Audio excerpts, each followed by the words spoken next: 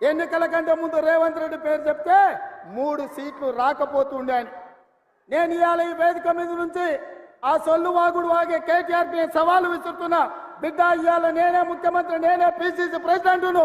రేపు రాబోయే పార్లమెంట్ ఎన్నికల్లో నేను సవాలు విసురుతున్నా. నీ చేతనైతే దమ్ముంటే, నువ్వు మగోడివైతే ఈ తెలంగాణ రాష్ట్రంలో బిడ్డ ఒక్క సీటు గెలిచి చూపించు.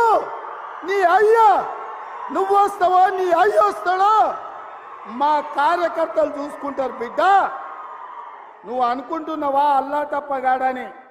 అల్లా తప్పగాలం కాదు, అవులగాళ్ళలాక అయ్య పేరు చెప్పుకొని కుర్చీలో కూర్చోలేదు సన్నాసోడా.